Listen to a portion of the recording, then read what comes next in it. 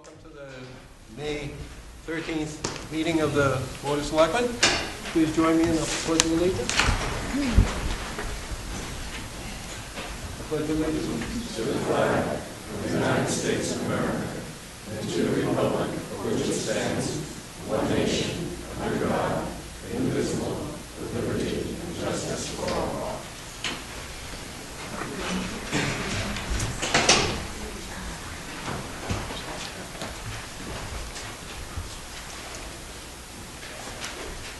Let everybody know that this meeting is being broadcast and recorded over MCCAM and also through Verizon. Under unanticipated, do any of the board members have anything under unanticipated? Mr. Chairman. Ms. Delpy. Yes. Yes, you did. Very good. It's okay. You got a few more meetings to get the name right. A couple people have approached me in town with a couple matters. The signs that are on South Main Street referring to Mayflower Avenue and Cortlandt Street, they want to know if the state put them up, if we put them up, do they have to be up? Found out today that the state put them up and no one in town knew about it. So I don't know what program this is meant to, accomplish. We'll look into it a little further, but usually if they're state issued, they comply with whatever uniform code of signs exists, but I don't know what the purpose is, frankly. So we'll look into it. Okay. The second thing is a request for sometime in the future, and especially before Crazy Days, if we could have GATRA come in here and outline the services that they have, because traffic downtown in Crazy Days we know is going to be very limited, and apparently they have a service that will run from Lakeville to here, downtown. I know you knew about this. I didn't know I was going to. Would you care to introduce yourself, ma'am? GATRA has. Excuse me. Would you care to introduce yourself, please? Because there are people up there that don't know who you are yet. Okay. GATRA has. Maybe you wouldn't. I didn't hear him. He just wants you to introduce your name. If you could say your name. You want my name? Yes. Judy Bigelow Costa. Thank you. Thank you. Yep. A&A Metro has a line with GATRA that runs starting from Onset in Wareham up to the railroad station, and it has stops all the way down to Wareham. That is one avenue for public transportation that not too many people are aware of. Another avenue for public transportation is the GATRA that is at the Middleborough Council on Aging, whereby it will pick up the elderly and the disabled and the unemployed, and it will take them up to Taunton at different various times. So that's another form of public transportation. I think it would be very nice if the Board of Selectmen were to invite A&A Metro in here, introduce yourselves, and ask them what lines they have for the town of Middleborough. Ask them where their stops are, ask them what their schedules are, and ask them if they have any other anticipated routes that they plan on making. A&A Metro is on Route 18 in Bridgewater. Okay? Okay. Thank you. Sorry to put you on the spot. That's okay. Mr. Chairman, I have one other quick request from a resident, and I didn't know the answer to this. Do we post our vacancies in the future? Can we post them for commissions and boards so that interested people could apply or inquire? Certainly should. Sure. That's it. Okay. Oh, I actually had a similar conversation about the signs on South Main Street with, of all people, my mother. And I said, wow, I don't know if we need two sets of signs quite that bold. And she cleared it up for me. She said, well, they work very well for a person like me. So, I don't have a problem with the As signs, long as she's especially... coming from one direction, though. No, I think you can see them both ways. Yeah, they are. I think they are. But I think you're beyond the intersection when you see going down, going south. Yeah, the signs are definitely on one side of the intersection. But it's a state. Bright yellow. Yes, that's for certain, they are. Anything else? Anybody anticipated? Mr. Knowlton, you have anything under that? Mr. Quill? Nothing? Anybody have anything under unanticipated? Yes. Unanticipated. May 22nd, which is next Wednesday, a week from this Wednesday, Middleborough on the Move and Plymouth Career Center are sponsoring another job fair. This job fair has at least 50 tables that have, with 50 employers with jobs. It is going to be at the local Elks this time, and it will range on High Street, and it will go from 10 till 2. Anyone and everyone are welcome, especially the veterans. They are more than welcomed also. So I'm just giving a heads up to everyone, and whoever would like to come, please do. The last job fair we had was here. We had 387 people come through, and we had 33 jobs. So this time, I don't know whether it will be bigger, but I know we have more jobs available. Okay? Thank you. Okay. We have, yes? Oh, I'm sorry. Go ahead. Would you introduce yourself, please? My name is Joan Shirtliff, and I'm speaking for the Manufactured Home Federation of Massachusetts. Selectmen, Select Board. Alfie, I would like to give you an update of the hearings at the State House in Boston on May 7th with the Joint Housing Committee concerning manufactured home communities, of which Middleborough has 3. The Joint Housing Committee heard bills S-597, S-610, S-1755, H-1106, H-1108, and H-116. Attorney General Martha Coakley was there to testify for Bill 610 and H-1106. She encouraged the committee to pass this bill out favorable. Her office is committed to seeing these bills through the second and third readings. The bill for the Eastern Rent Control had a representative from Eastern Mobile Home Park speaking, and the town administrator came to express the town's backing of this bill and encourage the House to pass this bill favorably. Representative Kiko Oro of the 12th Bristol District provided a bus for the manufactured home parks in Middleborough. To attend these hearings, Selectman Lolani Delpy was there to talk with the senators and representatives about the need of the residents in manufactured communities in Middleborough. There were speakers from the MFM.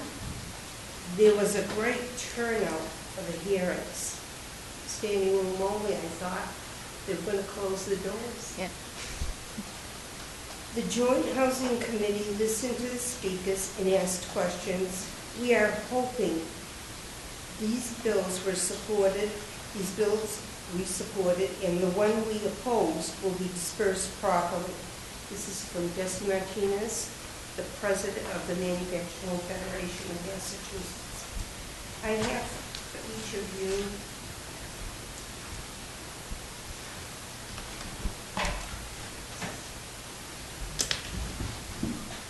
all the information that will explain each of the bills heard and the letters. Do you have one of these for Jackie by any chance? Yes, Okay.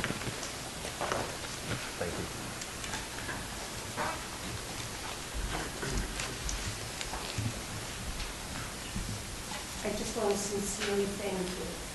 Thank you to Ms. Arell, representative, and for Romani Dalby for caring enough to come in and understand and listen. We sincerely thank you. You're welcome. Thank you.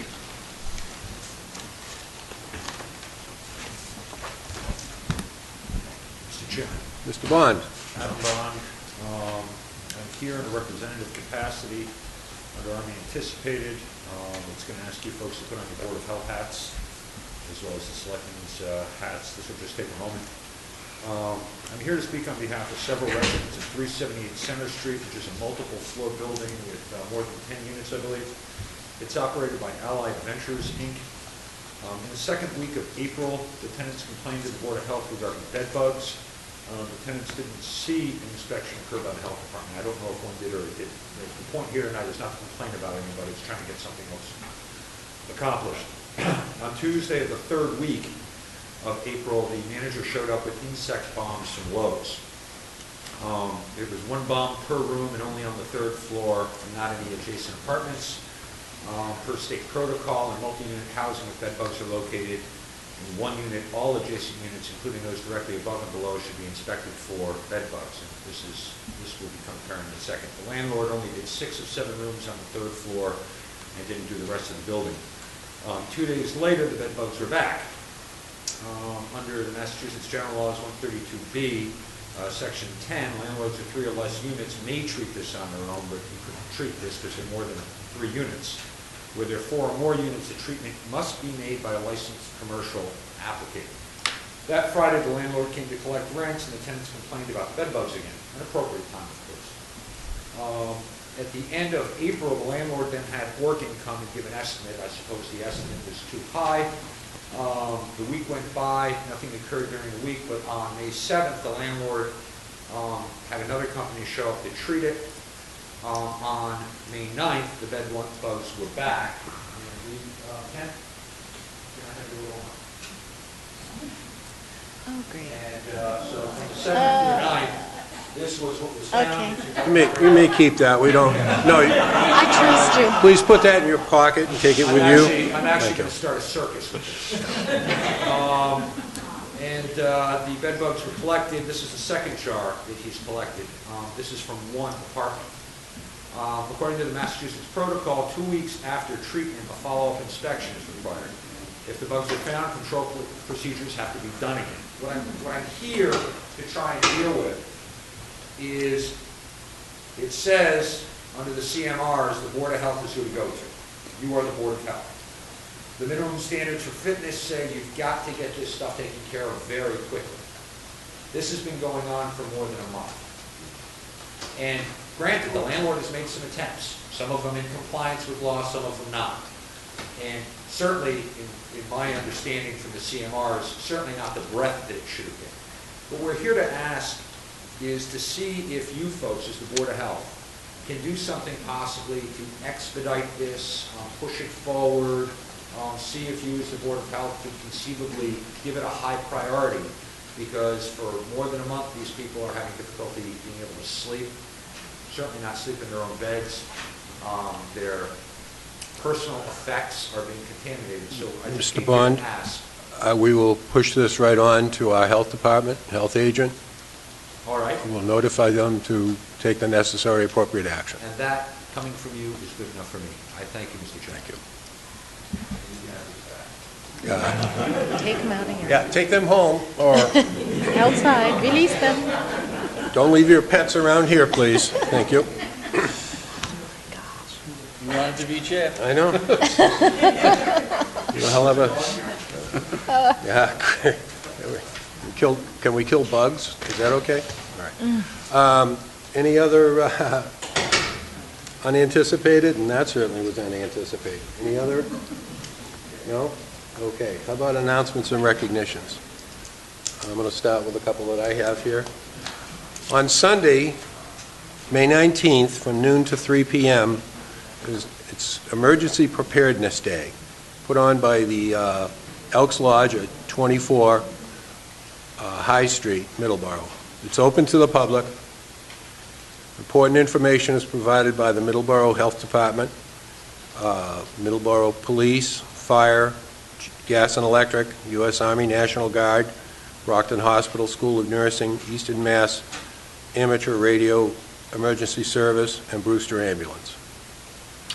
There's going to be an emergency shelter demo. Let's learn about amateur radio emergency communications, emergency family kit demonstrations, free informative pamphlets with tote bags will be available to all attendees to start your own emergency kits.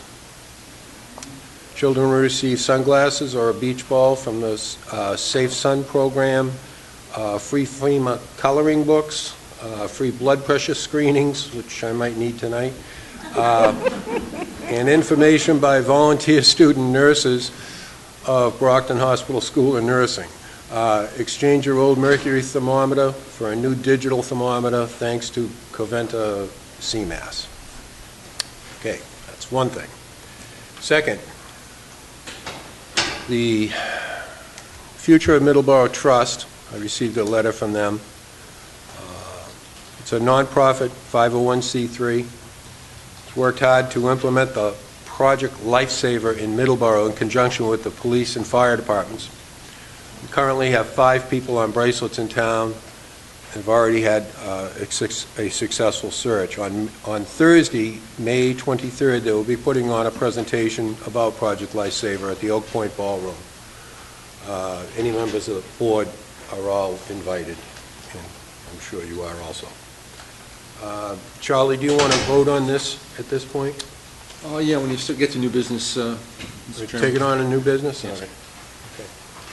All right. Okay. Any other announcements? Mr. Nolan. Okay. Last week, I was able to go with Selectman Dalkey to the ribbon cutting at the Massasoit Community College for their new labs. I just wanted to thank Wayne Perkins and Jane Cutsey for all their work in getting that going and moving it forward. It's a wonderful facility over there. It was just great. Also, the Friends of Massasoit State Park, in conjunction with the Department of Conservation and Recreation, are holding a Massasoit Spring Cleanup Day on Saturday, June 1, from 9 o'clock in the morning until 1 in the afternoon.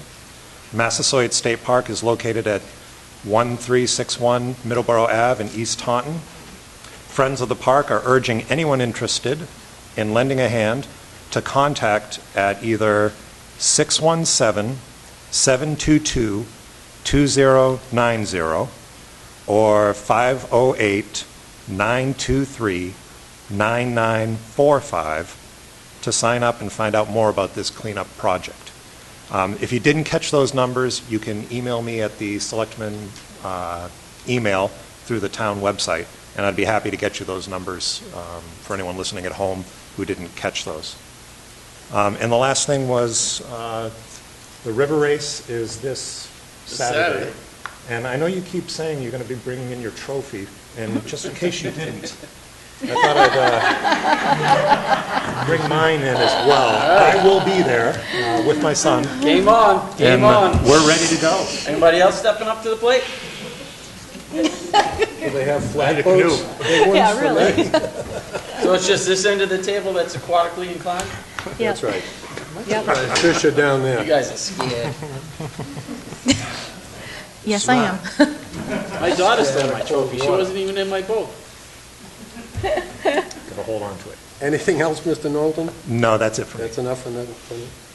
Yes. I just wanted, it was touched upon earlier, I wanted to say thank you very much to Representative Worrell for getting that bus together and getting some of our manufactured home housing residents up to Boston for these very important meetings and hearings. It's much appreciated by everyone. Thank you. That's it? That's it. Well, it's one day overdue, but I'd like to recognize moms everywhere. That's okay? That's okay. All right. Never going to argue with Mom. That's right. Or you can at your own peril. No. All right. Nothing else? Okay. We have I have the honor of making a presentation tonight, actually two presentations. On behalf of the town of Middleborough, Massachusetts, we, the Board of Selectmen, representing the citizens of Middleborough, wish to recognize Middleborough resident Alfred J. Rulo and Stephen Spataro on this 13th day of May, 2013. On behalf of the citizens of the town of Middleborough, the Board of Selectmen recognizes and thanks Al Rulo and Steve Spataro for their years of service as members of the chairman, in Al's case, as a member of the chairman of the Board of Selectmen, and as Steve's case, a member of the Board of Selectmen. Have always held the interest of the town and its citizens above personal agenda. Thank you for your service, and please know that Middleborough is a better place because you choose to get involved. Neither Mr. Rulo or Mr. Spataro are here tonight, but we will make sure that we get this to them. So, I thank them very much. I think that's speaks highly for the services they've provided for our town. Now, on to the minutes. The minutes for the 5/6/2013 meeting. Pleasure of the board. Mr. Chair, Mr. Frawley. make a motion that we approve the minutes with the corrections as noted on page 2 and 4. Second. We have a motion and a second. Any other questions or comments? All those in favor? Aye. Opposed? The ayes have it.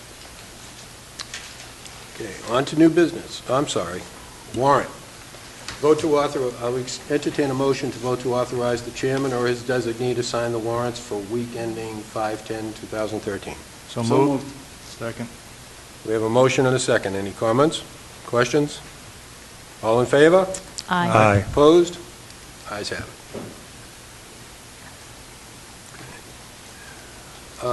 We have under new business, as soon as I find it, here we go.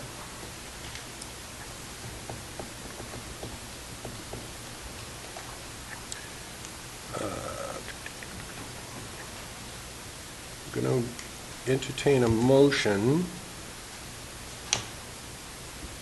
for the blank pages.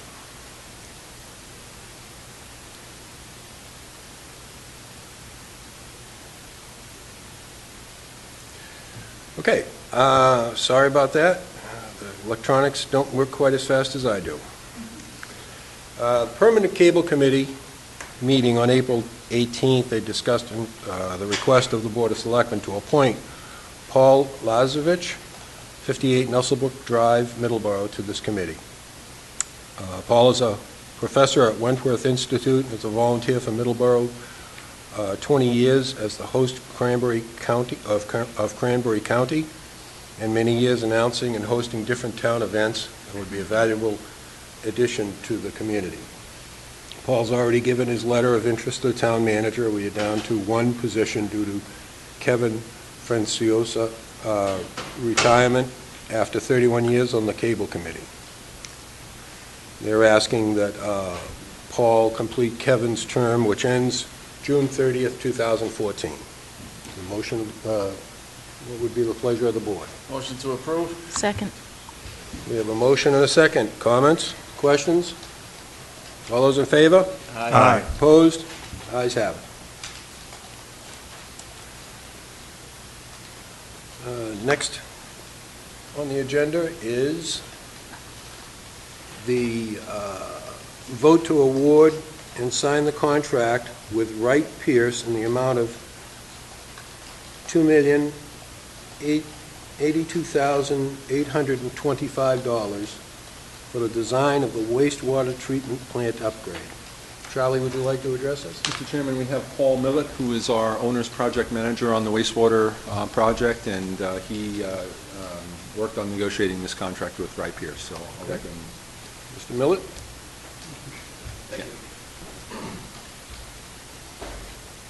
Paul Mills, Environmental Partners Group, we're the owner's project manager for the project, as some of you know.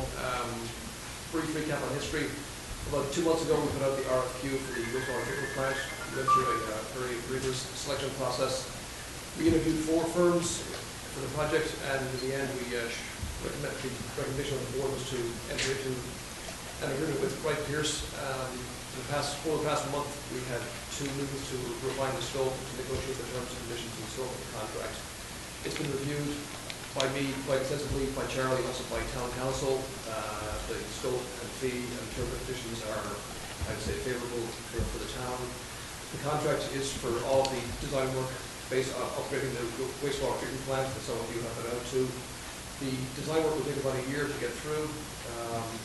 It's a large project. Their design fee is fair and reasonable. It's about 8.5% of the estimated construction cost. Design fees can range between 8 and 12% of those projects. So I think, quite frankly, from a dollars and cents point of view, it's a very fair price. Again, it's a large project. This will be about a year of design work to implement the recommendations we made in our evaluation last year.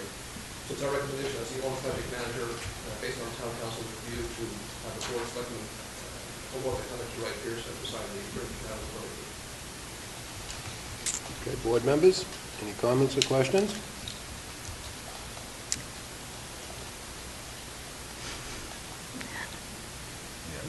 Mr. Chairman, seeing as we're on this subject, a lot of residents have been asking me about this. It doesn't really have to do with the contract, so maybe we should vote the contract first, and then I can bring up some residents' concerns. Or should I say it now? Well, we had, a while back, the Board of Selectmen had voted to increase the rates for the waste, right, in order to, in anticipating and looking ahead that we're going to have to pay for this project. A lot of residents were confused because we said that was going to be $59.91 for a family of 4 on the wastewater and $23.50 for a family of 4 on the water. I'd like to just emphasize at this point that is annually, and it comes out to $5 and $1.95 a month, because a lot of residents have come up to me and said that they thought it was excessive because they were thinking it was monthly. I think we need to emphasize that. But the amount of money is not just to pay for this piece. Correct. This is just a 8.5%, It's roughly? obviously it's a large amount of money, but it's a fair fee for the overall project. But when we were talking $27 million. Right. That's right. So this board, 3 years ago, elected to start building that up. Even though that rate seems high, it would be a lot higher if we hammered it all at once. Exactly. So we're trying to build some cash up so that it wouldn't hurt. Right. I just wanted to have that clarified. Okay. Any questions relative to this contract? No, I looked at it. I had asked earlier because it says lump sum for this, the $2 million, $2,082,824, but then I found out that's not just handed to them, that is as they go along. So I'm fine with it. Any comments, questions? What's the pleasure of the board? Motion to approve. Second. We have a motion and a second. Any comments, questions? Hearing none. All those in favor? Aye. All those opposed? The ayes have it. Congratulations. Now, were you going to say something, Charlie? No, other than, we did talk about timing, and we're still expecting a draft permit to come out at the end of the summer. That'll have to go out for public comment, so we don't expect to have the final permit until, later in the fall, early in the fall, and that, at that point, we'll commence the actual design. Because we want to make sure we know exactly what we're designing. Yeah, we don't want to design for a specific number and have them either come in lower or higher for our percentages of nitrogen and so forth. Right. I just, excuse me. As our rates are concerned, I think, Charlie, you mentioned earlier, and I hate to put you on the spot. Oh, really, but sounds good. We still have very comparable. Yeah, we do. In fact, even on the low side. I tested that rates. again recently with the, I think it was the 2012 tie-in bond survey, and I think we're in, the upper 15, or actually the lower 15% when it comes to sewer rates. So, whereas I think several years ago we were, I think, 6th lowest. We're a little higher now, but we're still much below average when it comes to sewer rates, even with the recent increases. And just to note, at least in my opinion, I think this upgrade is going to have to be done. We're never going to get a lower interest rate than we do now, unless we get those zero interest rates. And that's what we're going to be trying to do, for sure. And construction costs are never going to be lower again either. So those are three things to keep in mind as we move forward with this as well. Very good. Mr. Chairman, I would Yes. like to emphasize also what Selectman Frawley said. We have to do this. This is going to be a mandate from the EPA, from the DEP. Somebody's going to tell us we have to comply with the levels of phosphorus and nitrogen and all of those things. The plant has, I think it's past its supposed usefulness from when they built it. It's been over 30 years, I believe. Yeah, and that's something else. Yeah. Yeah, it's constitutional life is the Right. way of saying it. Right. And it's functioning well, mostly due to the management of the department and keeping on top of things. But we do not have a choice on this. We have to do this. Okay. Thank you very much, sir. Next on the agenda is to vote to award and authorize the town manager to sign the contract with McMahon Associates in the amount of $59,300 for design work for Everett Square and the Oak and Center Street intersections. Charlie, would you like to discuss? I will, and we also have Gary McNaughton here from McMahon Associates, who I think can give you a little bit more of the flavor of the design, but we have been pursuing this project for a number of years. We've been unable to connect on the MassWorks grant. One of the things they've held against us is that we didn't have a final design in hand, because they wanted the infamous shovel-ready project. So in order to give ourselves a better chance at that grant, and if we're not able to get that grant, give us an ability to fund it through the TIP process, which we discussed last week, we need to have the design done. So before Andy Baggis retired, we talked about funding it through our Chapter 90 funds, and that's what we're proposing tonight, is to use some Chapter 90 funds to get this project designed and give us a better chance of getting it funded either through MassWorks or through the TIP. And Gary just handed out the current designs for both Everett Square and for the Oak Street intersection. You want to say a few words? And those are some graphics that were prepared earlier from the various processes we've gone through trying to secure this funding. As you can see with the Everett Square intersection, we're trying to take away that sea of pavement that's out there and better organize that intersection, improve some of the pedestrian accommodations, shorten the crossing distances, et cetera, and really make it so that a car going into that intersection actually knows which way to go.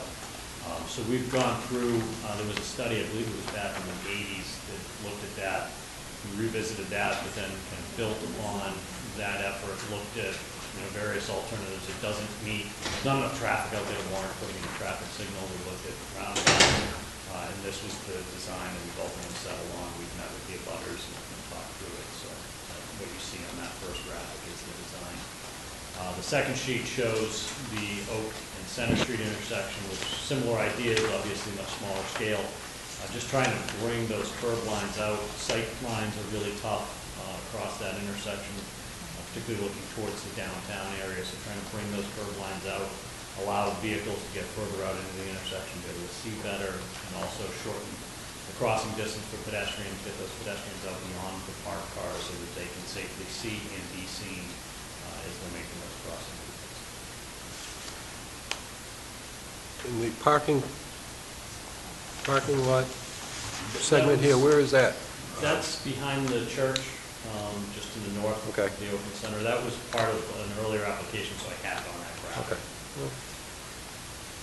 Okay, and this will cost us $59,300 for the design work, which will be 100% complete design, and then we can hopefully move forward with a shovel-ready project.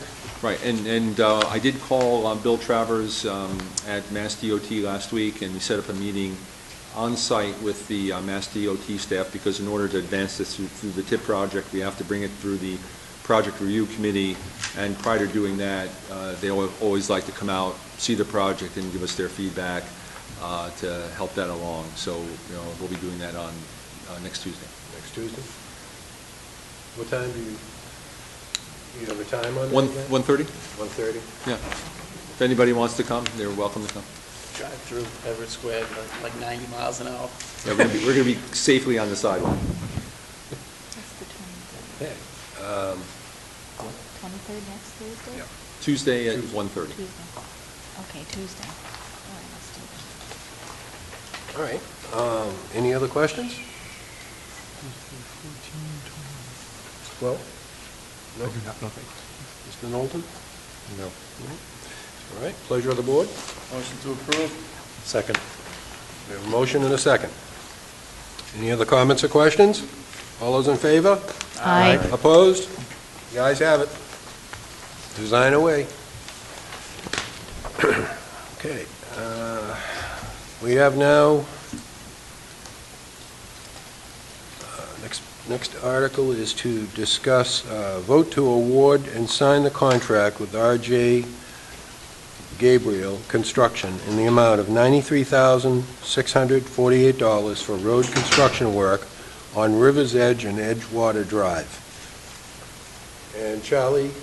This was something approved at town meeting a couple years ago, and Gary also is the designer for this project. Right. This is will be funded by betterments. We did get authorization from town meeting to upfront the money, and then once it's constructed, it will be put on the residents' tax bills, and they'll pay it off over time. Gary can tell you what the project involves, but unfortunately, it was a subdivision that was never completed. We have some money left over in the original developer's funds, but not enough to complete the road. So the residents stepped forward and agreed to a betterment in order to get it accepted by the town. So we did accept it, and now we're doing the construction. Gary, you want to talk just a little bit about what's involved in this? Sure. It's generally bringing the roadway up to current subdivision standards. It was never quite completed to those standards. There was a number of items that weren't done appropriately. So there's a number of locations of pavement repair where pavement is settled out and cracked. So we'll be doing a number of areas repairing that. There's a culvert, a head wall on a culvert that's too low. We'll be building that up. There's fire hydrants that were set too low, so they're basically half buried. Bringing those up to proper elevations. Number of street trees that either are missing or have died. Trying to get those planted, get those up to current standards. Some minor signage improvements along the roadways as well. Essentially a quick overview of what it's doing, but it goes along all of River's Edge and the intersecting Edgewater Lane roadway. Okay. Questions of the board? Yes, Mr. Quill. Do we know generally the year that this subdivision was completed by the initial contractor?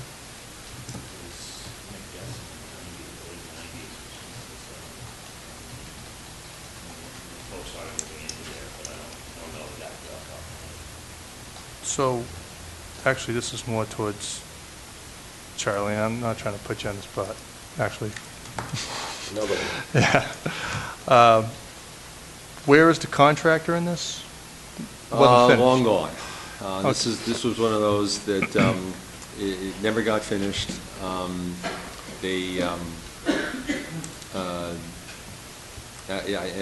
got so many of these that I don't remember all the details here, but it was an entity that after a while, we couldn't even track down. They just vaporized.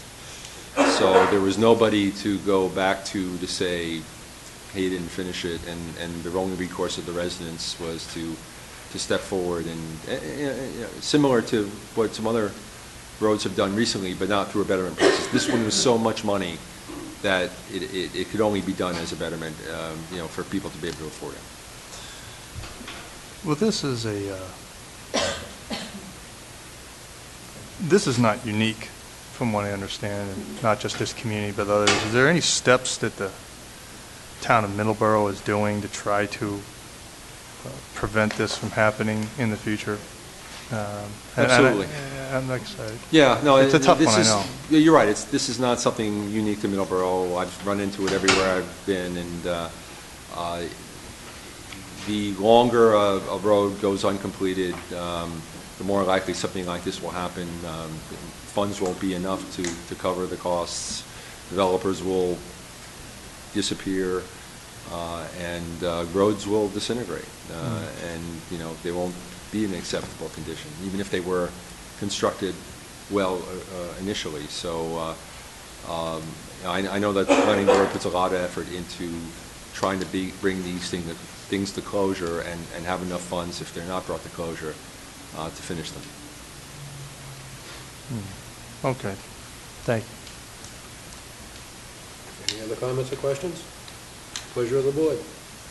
Motion to approve. Second. We have a motion and a second. Any comment? Yes.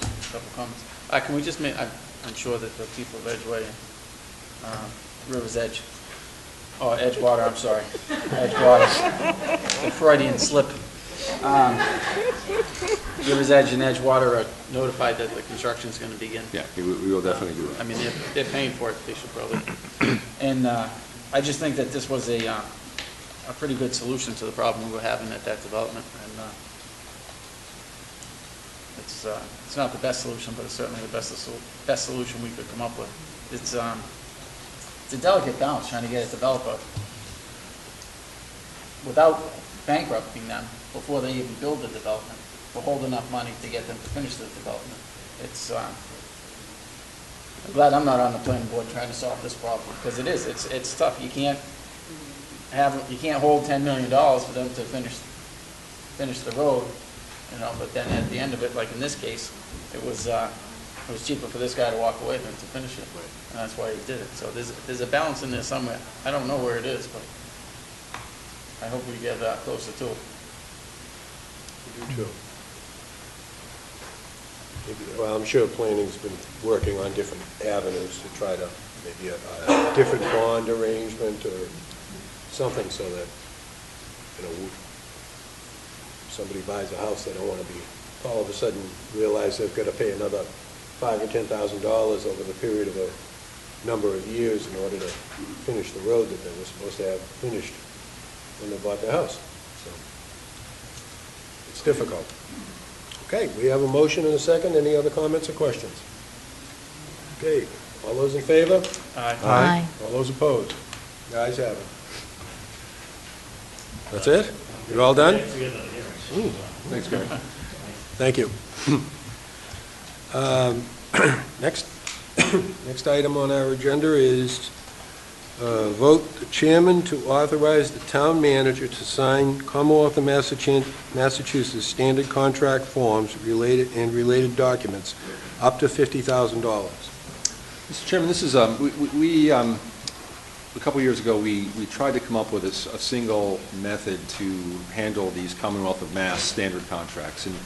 And the way it seemed to be most efficient was to have the chairman have me sign the contracts, but have the chairman authorize me to sign the contracts. Because that first page you see, the contractor authorized signatory listing, is something that the chairman would sign, and I would be the authorized signatory, and then my name would go at the bottom of the contract on the bottom left. And these two contracts are typical of the types of things we see throughout the year. These are two FEMA reimbursements, one for about $3,000, one for $20,000. They require this standard contract form being signed. We have others where we get relatively small grants, a fire safe grant, we get dispatch grants for police, we get other reimbursements. So it just seemed to be efficient to have me do that and have the chairman oversee me doing that without having to bring these forward for a vote every time, since they're relatively routine and uneventful. Okay. My concern, which I expressed, was I didn't like the idea of two of us doing that, actually, but it's just for reimbursement money coming into us. Or it could be grants. It's reimbursements anywhere there's a standard state contract involved. So it could be a grant, but again, for a relatively small amount of money, it's not even enough money to fund one person. So, and we have a policy anyway that says if you're going to go for a new grant, you have to run that by the board and the finance committee anyway. So these are well-established, things that we do on an annual basis, or they're things that come up like a FEMA reimbursement that, we routinely apply for, because wherever there's reimbursement, offered, we're going to go after it. And Chief Benjamino has been very aggressive at that. So, so they're relatively small amounts of money that, just allow us to, a lot of times the funding agencies want the forms back right away. They take a million years to get them to you, and then they want them back yesterday. So having a process like this, which doesn't require us waiting for a meeting, responds to that desire on the part of the funding agencies.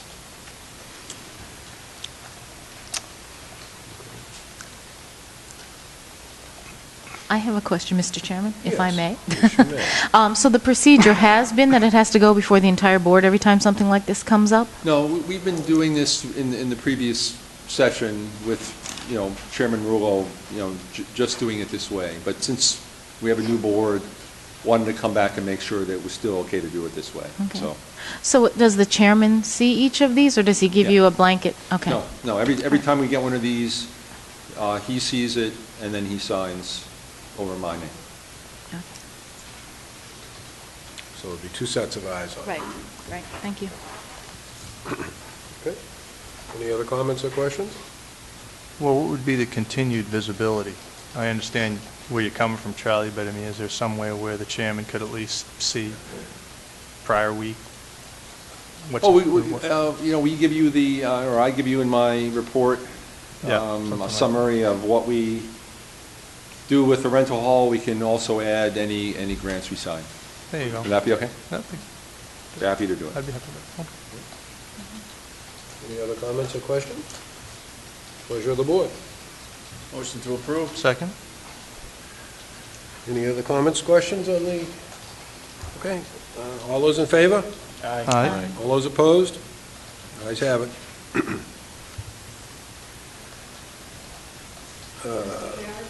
Yes, ma'am. Good evening. Oh, congratulations, by the way. Thank you. I'm a grandmother. She had a grandmother. Extraordinarily beautiful little girl, too. She is. Isn't she? I just had a question about the last item, the 93,000. Does that include the money that was being held by the town? No. Or is that in addition? Well, that's in addition to this contract. This isn't everything here. There's other work to be done that's going to happen outside of this particular construction contract. How much were we holding from the developer? I didn't bring my file, so I can tell you tomorrow, but I don't have it in front of me today. Okay, so, but this isn't like the entire... This is not the entire thing, no.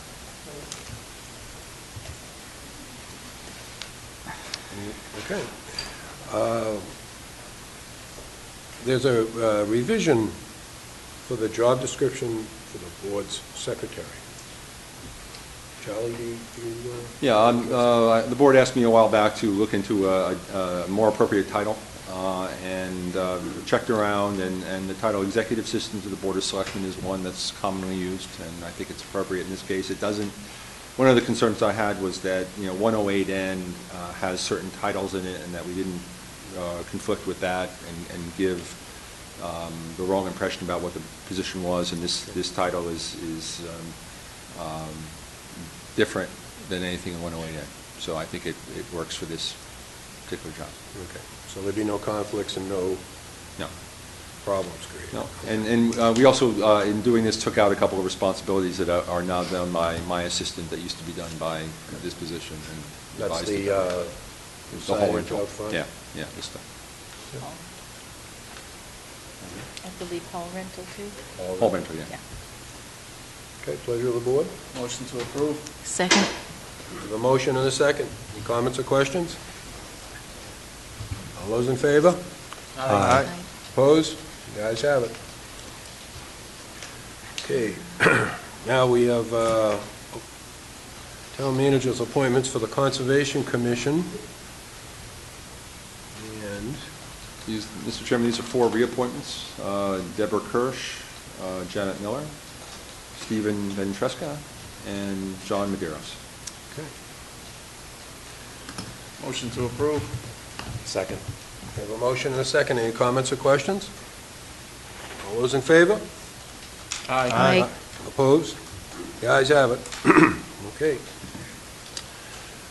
It's a little after 7:30, so we can now hear the town accountant, Steve Dooney. He's going to update us on the budget. Good evening. Good evening, Steve Mr. Dooney, Town Accountant. This is the financial report from March 31st, 2013. Should have two spreadsheets. First one is our local receipts revenues. At this point, 9 months into the year, we obviously would like to see 75% collections. Revenue collections at this time versus the estimated budgets is 75%. It's right on, which is a positive sign this time. Highlighted items would be most of the classifications are right above 75%, at 75% or right above, so they're pacing with estimates. The few that are not are the assessors and living taxes, which is a timing thing. We caught that in May. Building permits are also quite low, which is expected, and the budget was estimated for that. Last year's building permits, the pace would have been unattainable this year. Second spreadsheet you should have is the expenditures. We'd like to see 75% or lower at this time. Because of the town meeting, the expenditure are in great shape after all the adjustments from the town meeting. Only two notable departments. One is the park department, which is seasonal, and it expends more of its money in the summer, so that's why its percentage is a little higher. DPW administration, which pays a lot of its electricity and heat, and miscellaneous is exhausted. They usually pay that till it's exhausted, so that one shows a little higher too. That's normal. So overall, things are in really good shape in 9 months. It looks good to March 31st, so if you have any questions. You say our tax collections are coming in for Yeah, we've only had the- meals tax and so forth? Yeah, the second one isn't out yet, but the first one is fine. Mr. Chairman? Yes. I have a question. Under the employee fringe benefits, you have workman's comp at 95% and retirement at 100%. Is that paid through the end of the fiscal year, or are we going to have to come up with more? That is paid through the year. A lot of those payments are made upfront. Okay. Thank you. We get discounts from both entities, the retirement board and from Maya, for paying on July 1. Okay. So we do that and take advantage of the discounts. Good. That's it. Thank you. Any other comments or questions? Everybody's all set? Okay. Thank you very much. Thank you very much, Mr. Dooney. It's now a little after 7:40. We'd like to have Police Chief Gates come up.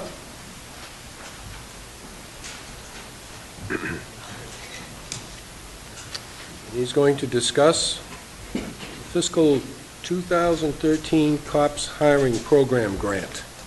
Good evening, Chief. Good evening. This is, what I'm looking for is your approval to apply. There's no guarantee if we apply that we would get this anyway. But I did go to the Finance Committee last week and got their approval, because this would, in year 4, incur, a long-term debt on the town. It's only a grant for one officer, not like there's a whole herd of them. So, but basically, the first 3 years, if we're successful in getting this grant, Uncle Sam would pay 75% up to $125,000, and the town would pay the other 25%. Then in the 4th year, the town would be on the hook for the entire amount. Now, where is this officer going to be used? Well, this is the main emphasis on this would be so we could have the officer in the school, because currently we're planning on having him full-time in the school. The last, probably since 2005, we've had an officer dedicated as a school resource officer, but due to the budget cuts and dropping personnel, he's been on the day shift, and if we have sufficient manning, which meets our minimum manning requirements, then he reports to the school. But in the last few years, it's probably only been about 28% of the time. And he's been at the school or? At the school. At the school? So this would give us, because the school department is going to send us some money next year to help provide for this. The dilemma in the first year is, yeah, they're going to give us some money to help do this, but this guy's going to be there Monday through Friday, guaranteed. Now I got another opening that ain't filled. So this would give us an entry-level position, and if we're successful, we can go out and hire another guy and get it pretty much paid for. So what I'm asking for is, like I said, I went to the, because this is the procedure I understand that we're supposed to do now. I went to the Finance Committee last week, they approved it, so I'm looking for your approval. If you want to approve it. Okay. Charlie, you want to add anything to this? Well, I don't see any downside because the money for that position is in, the school budget and is going to, I can't imagine not staying in the school budget, even after 4 years. So whatever we win by applying to the federal government for this, reimbursement, we're ahead. Okay. Mr. Chairman? Yes. I have a quick question. Did I read also that the grant will supply up to $124,000 for benefits on top of salary? Or is that the No, it's salary cap? Over the course of 3 years, the maximum they will contribute is $125,000. Okay. Good try. Any other? If I can convince them, Any other comments or questions? Yes, Mr. Knowlton. So the intent is that it would now put an officer at the high school pretty much full-time and not just the 28%. Well, he's not going to be dedicated to the high school. He's going to be, right now, this spring, where the vacation time hasn't been that heavy, he's been going to the schools quite a bit, but he doesn't stay at the high school. Sometimes he's at the high school, sometimes at the MAC. They did a lockdown drill last week at the MAC. He'll go to the middle school, go to HBB, or Mary Good. It's not just for the high school. Right, but toward the school system, Yes. 100%. Yes, Or as much as possible, much more than the 28. yes. Okay. Okay, so the Finance Committee's behind it. You're just looking for our support, so you can go ahead and write this fantastic grant. Maybe get the fire chief to help you, because he seems to be able to weasel money out of the government like nobody I've ever seen, so. Might get a fire truck, too, who knows? Pleasure of the board. Motion to approve? Second. Any other comments or questions? I think it's one hell of an idea. Excellent. Okay, all those in favor? Aye. Opposed? The ayes have it. Congratulations, chief. Right well. Thank you. Okay. Mr. Chairman, it's going to take Mr. O'Connor a couple of minutes to set up his PowerPoint presentation, so could we go ahead to bills and maybe the town manager's report and Certainly. give him a few minutes to get all set up. Sure. Let's go down to, we have a bill that we have to pay. And this is to South Coast Media Group for $2,480.50. This is for the advertising for the town meeting warrants Yes. and the special town meeting? Yes. Regular and special? Okay. I'm just kind of stretching this out as much as possible. Okay, what's the pleasure of the board?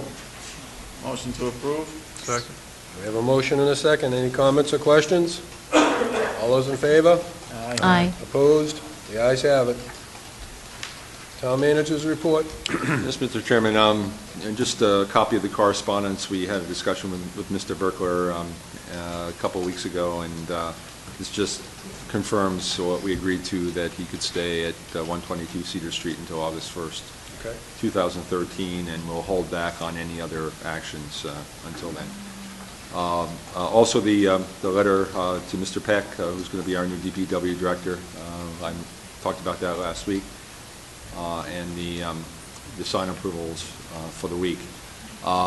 Just wanted to second Mr. Knowlton's comments about the ribbon cutting over at Massasoit. You know, I hadn't been over there in a while. I hadn't seen the new classrooms. The space just looks phenomenal. It's going to be a great resource for our community, and they had a very nice turnout for the ribbon cutting, and they're optimistic that you know, this is still only an interim measure, that they'll move forward and build out even more of the building and get even more students into that facility, which is just phenomenal.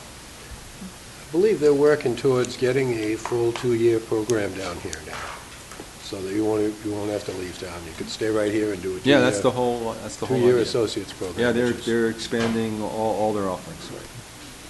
That's excellent. It's an excellent peg for our town. Yeah, it's a great use for the building. For a building that it's not vacant for so long, it's wonderful to see it spiffed up and in full operation.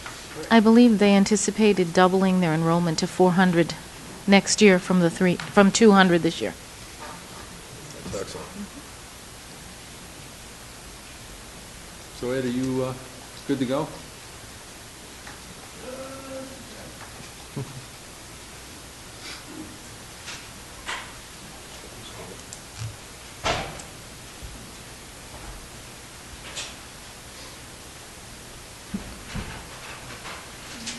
You folks over here might want to move over here so you can see this presentation.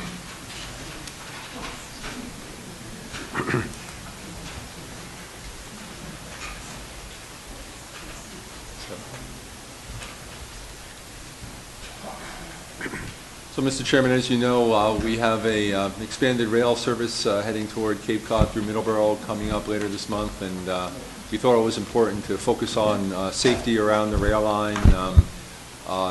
We believe, or at least we've been told, that the train could be coming through Middleborough as fast as 59 miles an hour, which is considerably faster than any other train that's been on that line in quite some time.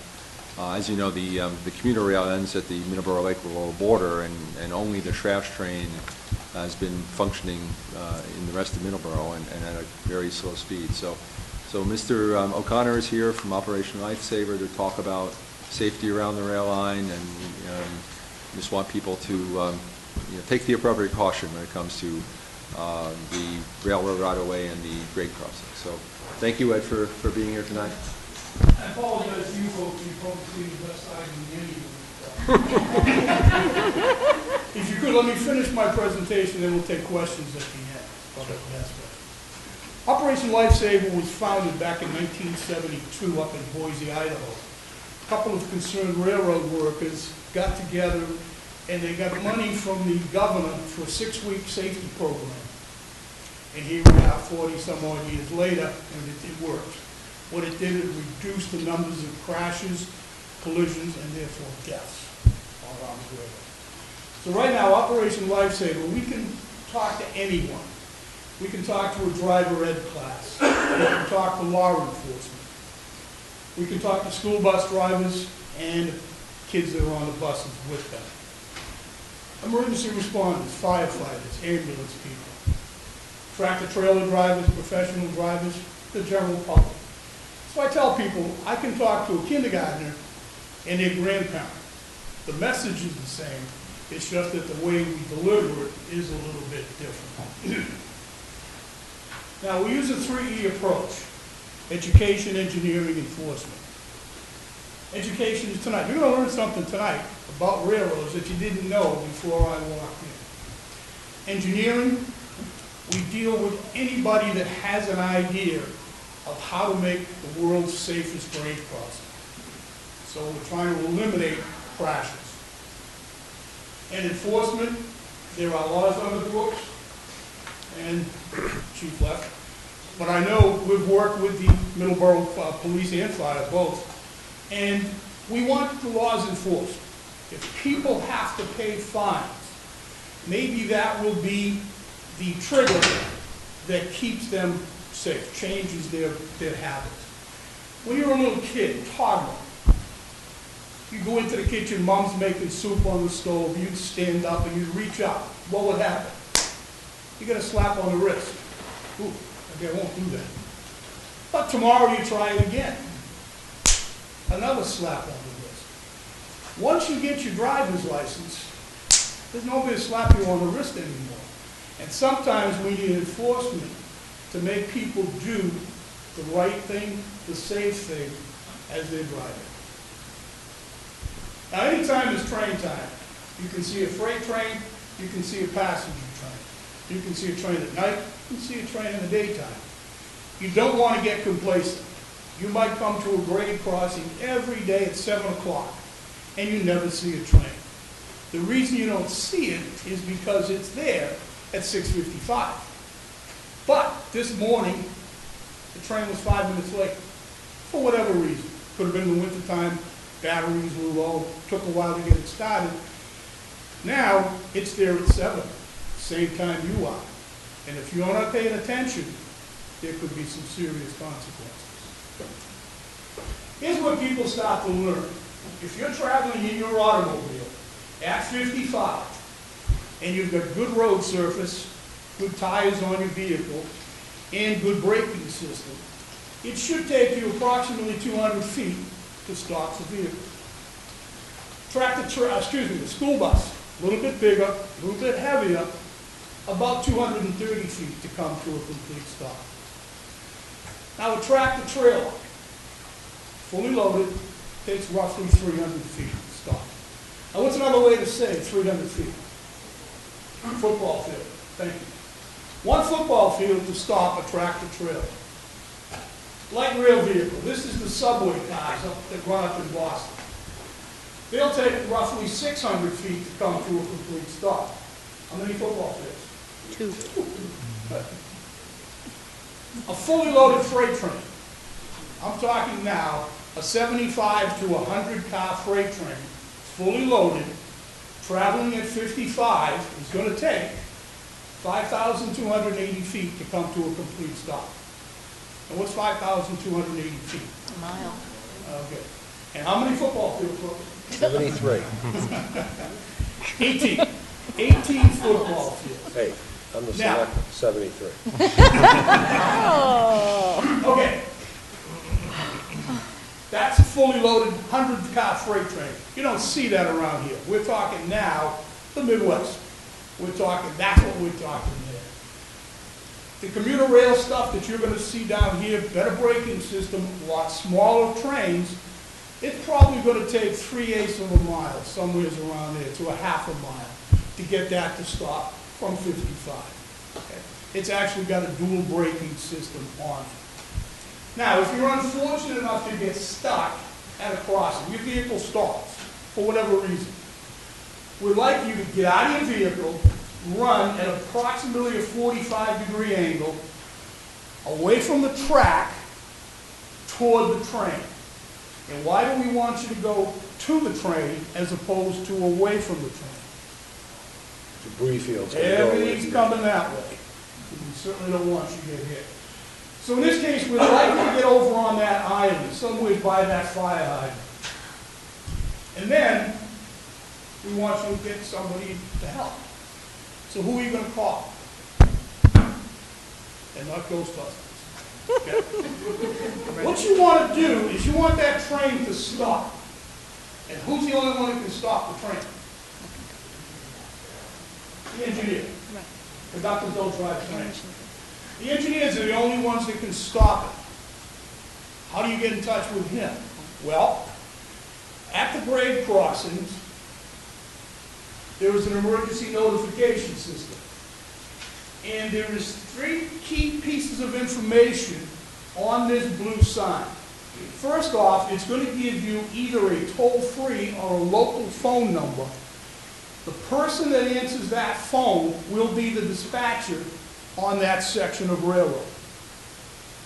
The second piece of information it's going to give you is a crossing number. Every grade crossing in the United States has its own unique number.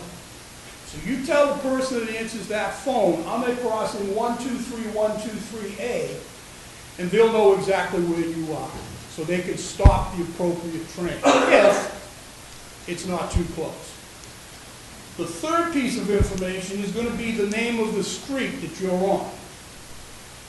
The problem with that is sometimes the same street crosses the railroad in a couple of different places. So you got to make sure you get the first two pieces of information to that dispatcher. Now, you see page splotches. Over here we've got the signal box. We've got on the crossbar post, we've got. Normally, the MBTA equipment is service the MBTA will run. The box is where that you'll find that sign. A lot of places around here where freight runs, and I believe Bay Colony is the same thing, they're on the crossbar post. So you'll see them either place, and then you know what number to call. Now, there's two types of crossings you could come across. First one is passive. Just like the word passive, nothing's happening. First thing you're going to see is over on the right, you've got that advanced warning sign. That's telling you that somewhere up ahead of you is going to be a grade crossing. Second thing you're going to see is a pavement marking, painted right on the road surface, RXI. Have we seen these? I'm sure as we motor around, we see them. The third piece of information is where the crossing is, and that's the crossbar. That's the two boards that say railroad crossing. That's telling you this is where the railroad crossing is located. Okay, so that's the passive. There's a series of signs, and it's incumbent on the driver to see the sign, understand what it means, and then take the appropriate action. The second type is active. So there's now going to be something telling you there's a train coming now. Could be something like we've got on the left, we've got flashing lights and a ringing bell. The middle, we've got a cantilever. It's up over the road so you can see it from a distance. You can see the flashing lights. And finally on the right, we've got a gate on to come down. All three of these are warning you the train's coming now. So you've got nothing to do but stop and wait for the train to go by. A lot of people don't realize that that train overhangs the tracks about 3 feet on each side. So people sometimes get a little too close, and then they could get struck. Distractions.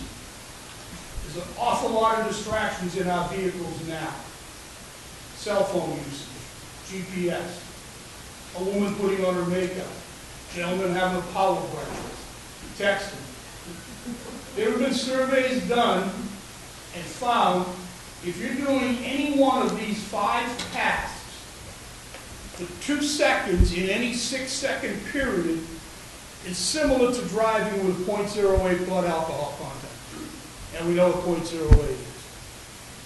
For 2 seconds in any 6-second period, you are 25 times more likely to have a crash than if you weren't doing these. Put your cell phones away, put your text, put it all away. Now, we have a problem in Massachusetts with trespassing.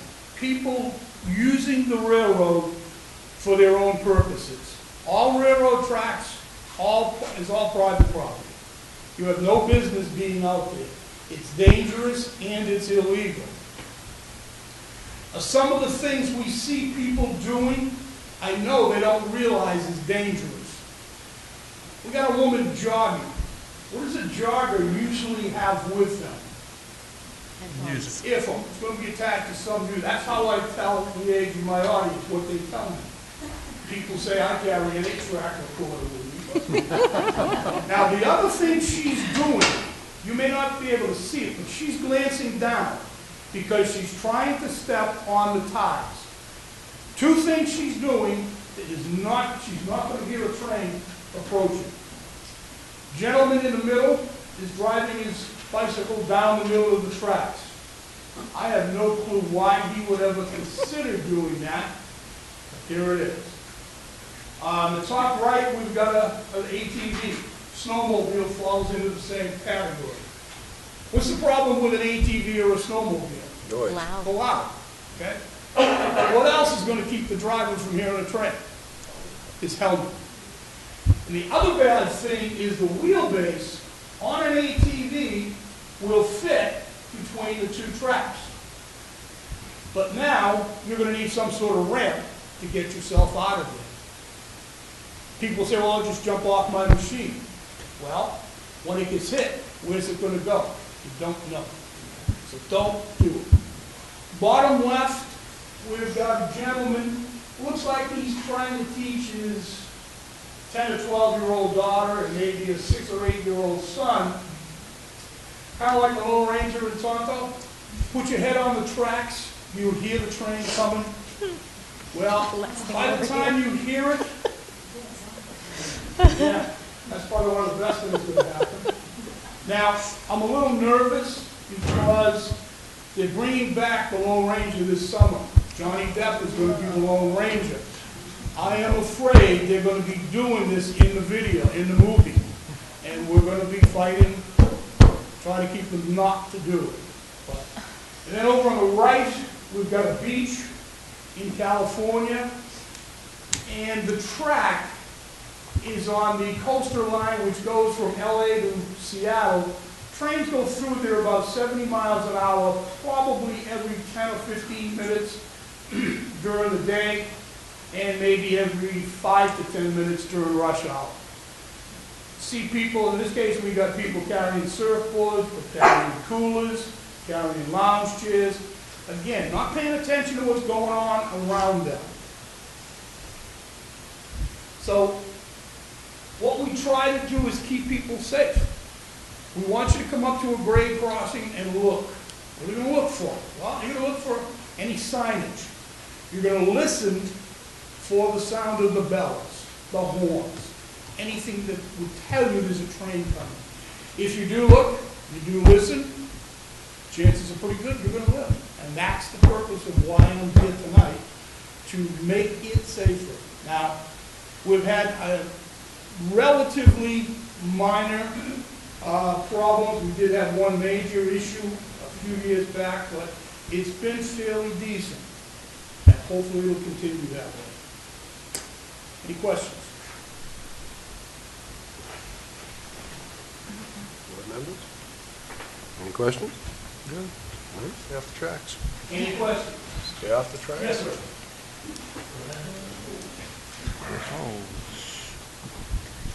Good evening, my name is Brian G. I wasn't going to come tonight, but this was on the agenda. I received a call from someone in South Middleborough, and I know it's from Operation Lifesaver, which works for the MBTA, not a representative, not really being able to answer questions about the construction or destruction going on down there, the dust that's out of control at the crossings right now, and other items. But the question I have is what kind of crossings are there going to be in Middleborough? Passive, active, or active with gates dropping at the crossings? I don't know what the MBTA's plan is. I don't think they're going to change it, but right now they've got active with the gates up. The other question is, how does a no trespassing sign stop a newborn toddler from wandering from the backyard into a track now that they've been cutting down all the natural vegetation from behind these houses down there? A little sign that says no trespassing with a train going by really isn't going to stop that because there are no fencing along there. I'm here for Operation Lifesaver.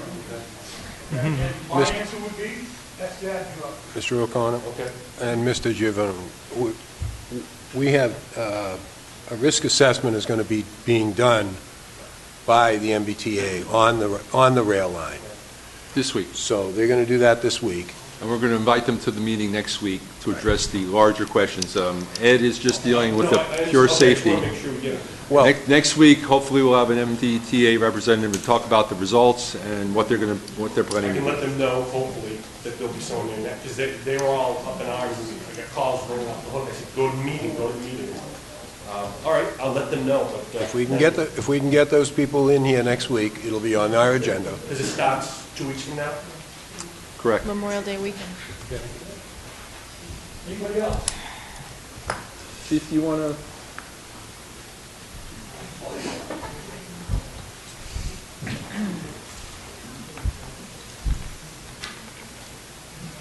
Just to add, not take over this, but just to add so everybody that's watching this knows, there is a state general law that you can be arrested if you're trespassing on a railroad property.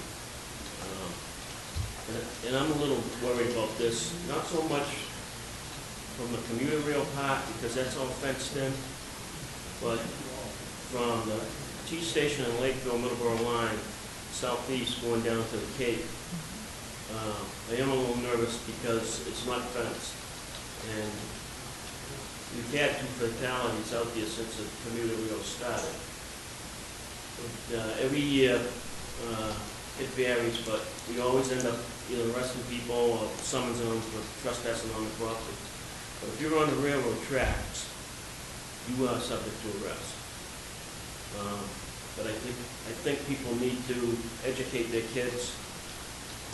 I go fishing in South Middleborough a lot, and I see 4-wheelers going up and down the access roads, and people out there walking around all the time. That's my concern, is mostly from the T station towards the Cape, because there's no fences here, and it's, I'm a Middleborough kid, and I know that there's 101 ways to get out on them tracks and trails, and it's just, it's just the way life's been there. And I'm nervous that now with these trains, the fastest part of this, I forget what they actually call it, the train, the party wagon, Cape Wire that's going to Hyannis, the fastest part of it is going to be in Middleborough, because we get I guess some of the rails, I went to a meeting on this last week, and some of the rails on the Cape are older, so they got to go slower, but, I'm afraid of exactly what he showed you. Kids walking on the tracks with their headphones, things like that, or even close to the train. So I just hope people would be aware and beware, and, let their kids know that there's real danger out there. I mean, they're trying to provide a service, I understand, but there's no place to be. Right. And we, I'm sure that, Charlie, you're going to be part of this, they're going to come down and talk to you about this this risk assessment. Are they going to come in and grab you? Well, they're going to evaluate the whole line, and then they're going to give us a report. So I would hope by next Monday we'll know what they found. And one of the things that they could find is that it's too risky to run that fast in this area. We'll see what they determine.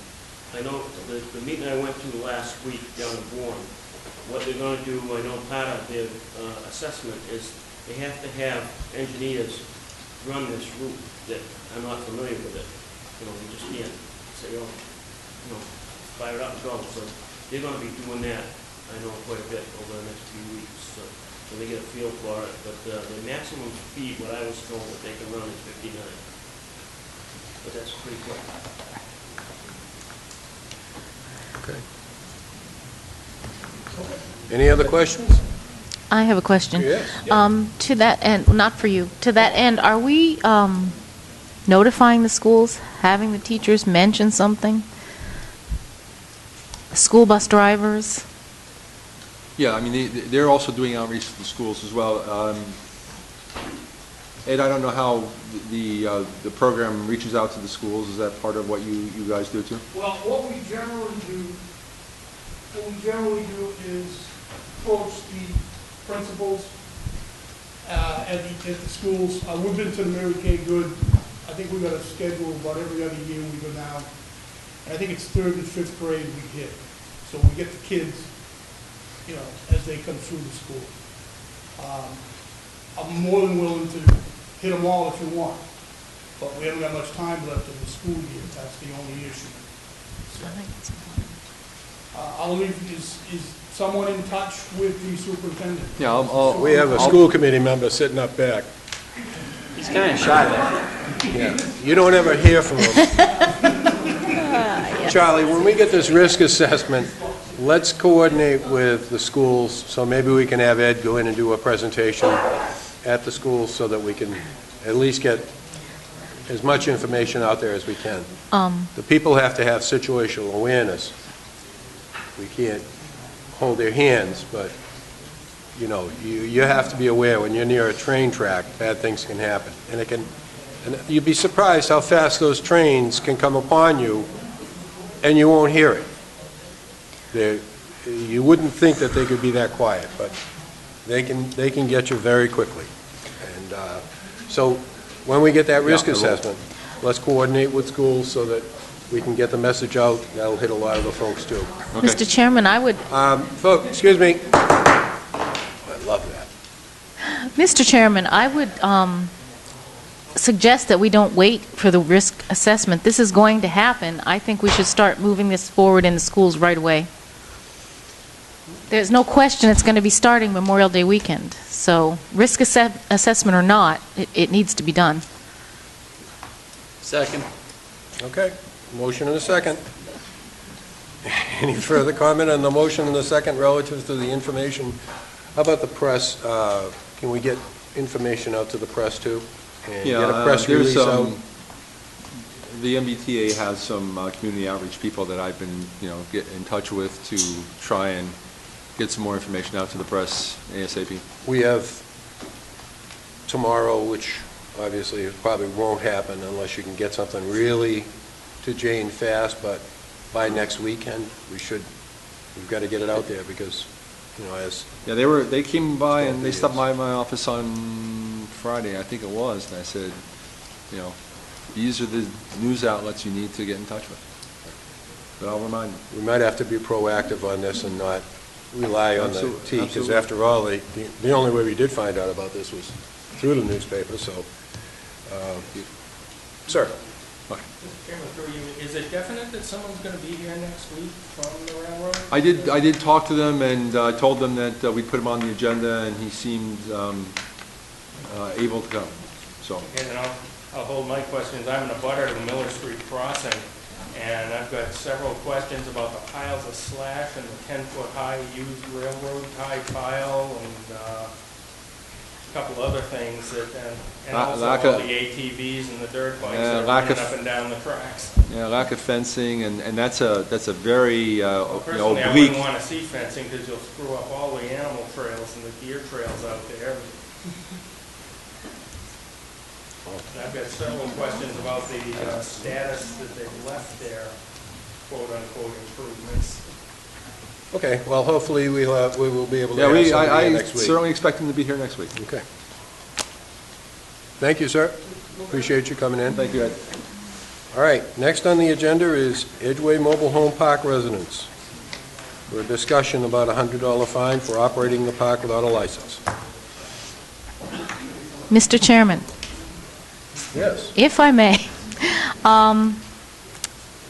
Apparently, as far as I know, to my knowledge, the owners of the park have not appealed the decision when the previous Board of Selectmen did not issue them a license to operate.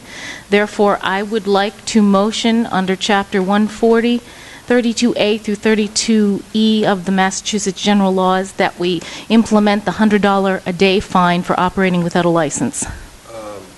We can't do that without a hearing. We have to have a hearing for that. So, while I would entertain your motion, we really can't do anything with that because we have to have both parties present for this kind of thing.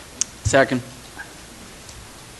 Okay, we have a motion and a second, but we have to have both parties present for this.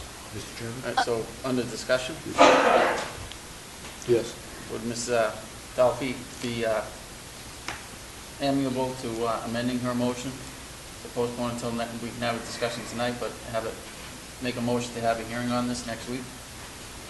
I would be. I was under the impression that in the past that you did have a hearing over this issue. Does that not count?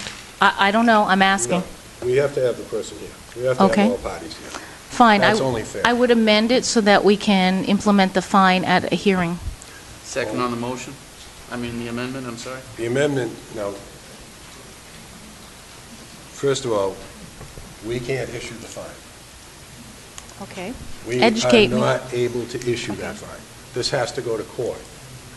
The court has to issue the fine. We cannot issue it. So, what you may have heard is that we have all that exalted power. We don't.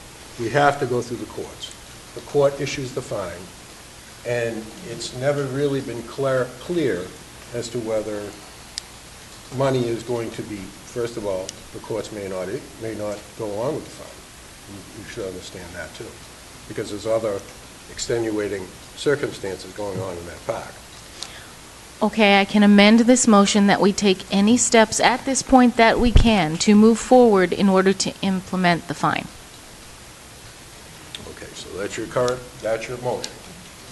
Do have If a we second? can't do it today, yes. Second. Okay. All right, we have a motion on the floor. Any discussion on this motion from the board members? Can we talk about the missing party? There's a Mr. missing Quill, party. go ahead. There's a party here that's missing. That's right. That's why That they We're were, not having a hearing. they were we're not notified. having it tonight. They were notified? No. They were not notified. No, they were not notified. This was a discussion meeting. Yeah.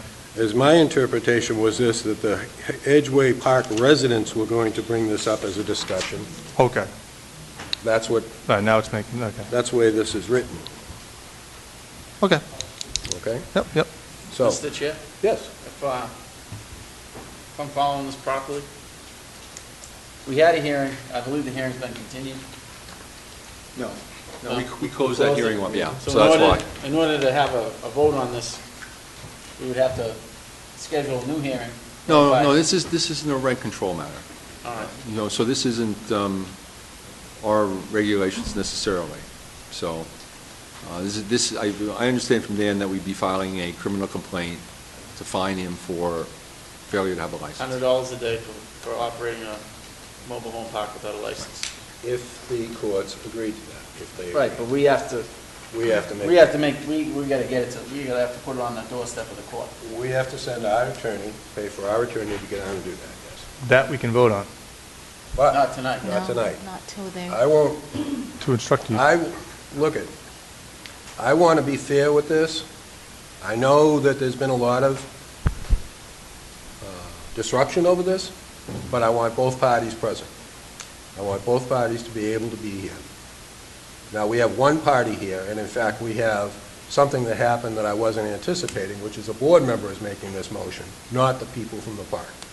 So, I want the park owner or owner representative to be here, to be able to defend his situation. I think that's only fair. I'm not going to run a ramrodded function here. Okay. All right? So we can take a vote to place this, Place this on the agenda for next week. okay, Let him know it's going to happen, and then he can come in and defend his position. fair enough. That most likely would be Mr. Burke, I would think. Mr. Burke, Yeah, yes. okay. He's the one he's the other part. Well, the other guy's The free other to come guy's too. dead. One of them's dead. We No, don't know where the no, rest no, of it's free to them come if he wants. Good luck out, hit you up. are. I hope. Any other comments or questions? Mr. Bond? Mr. Chairman,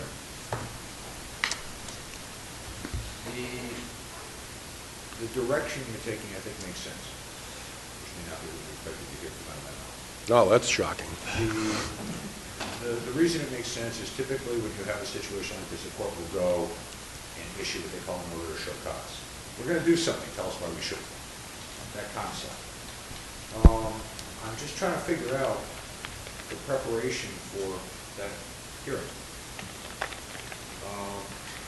April 1, the board denied the license, stating in the minutes it was for inadequate or failing septic system. You guys had the right to do that. The license is no longer there. And under 32E, it says that someone who conducts, controls, manages, or operates any manufactured housing community in violation of sections A through S shall be punished by a fine of $100 for each day in which such violation occurs. The thing that I'm trying to figure out, and it's typically what the courts do, when they say that we're going to have a hearing to decide whether or not a fine will be imposed, they sort of lay out what the burden of proof is. So in this circumstance, the court would probably sit there and say, show that you're entitled to a license. Looking at the law under 32E, I'm not sure what the question is. I think it makes sense to have them come in and have the discussion. I'm just not sure if there's any parameters that the board can set out so that there's some focus to what we're trying to figure out here, how we decide whether or not the shall is permissive or not, shall is always mandatory.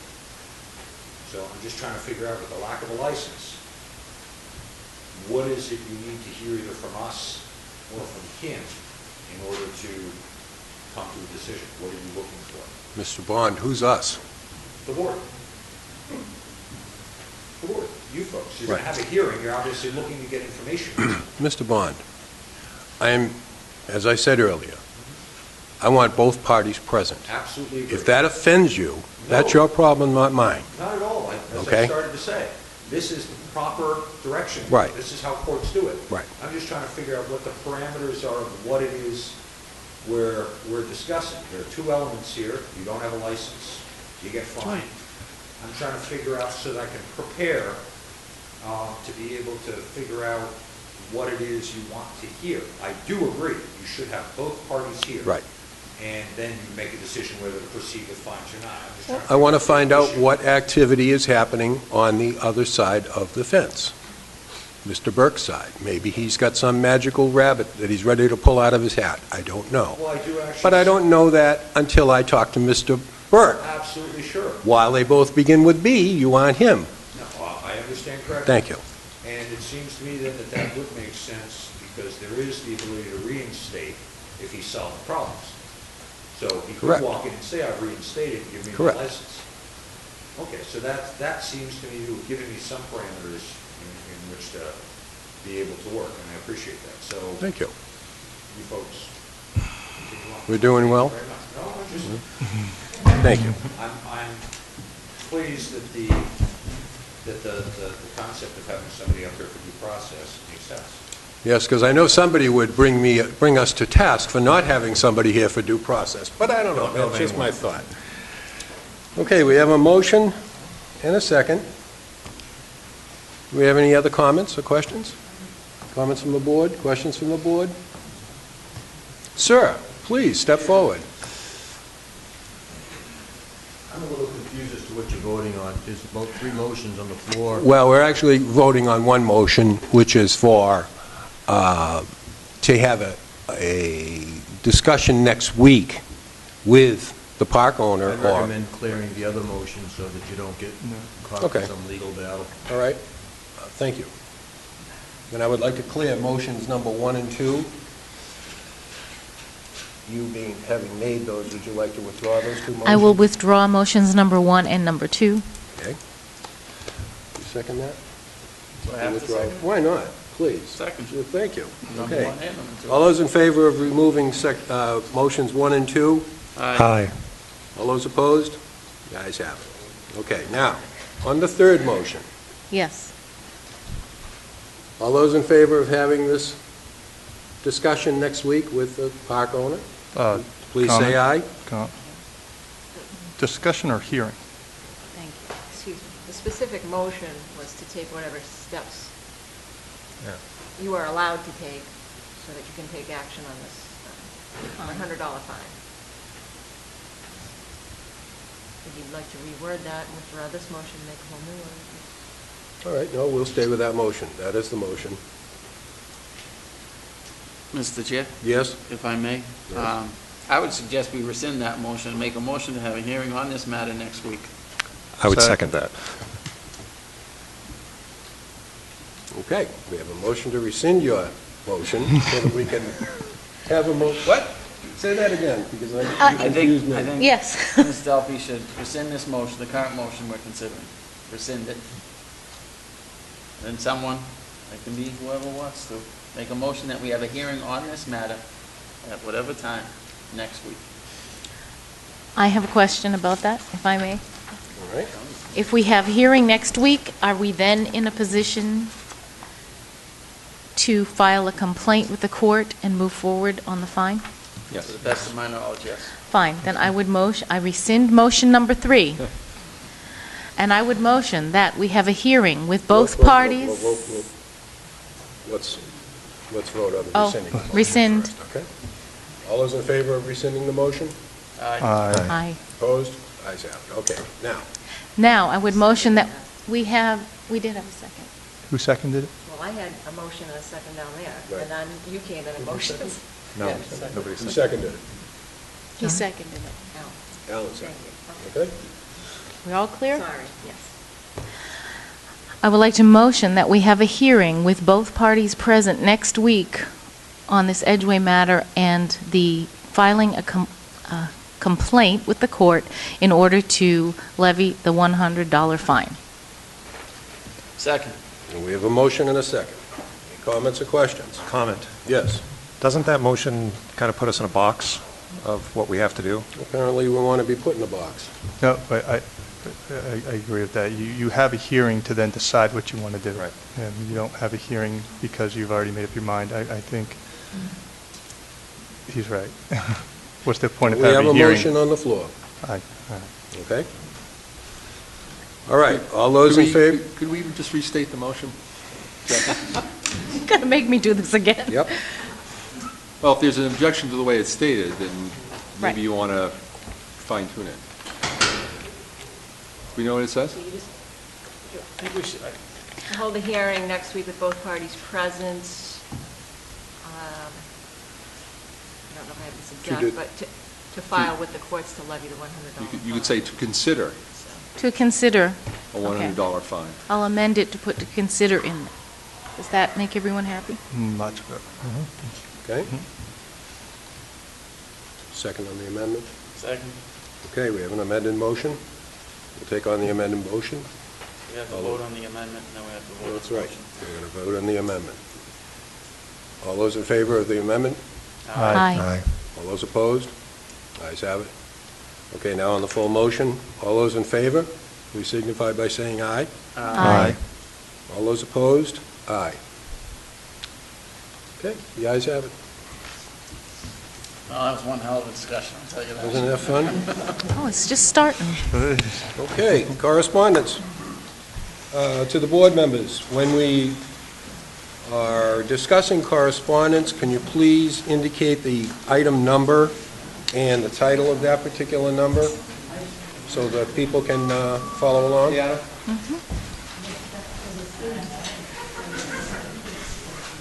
Mr. Knowlton? Let's wait just a moment till this clears out.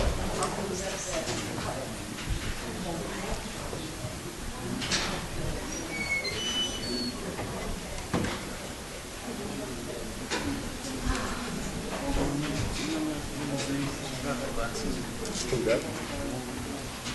No. Louise. Louise, Louise. there's a pair of, Joan? Joan, I think yeah. you dropped your glasses up here. Can't see them without her glasses. Yep.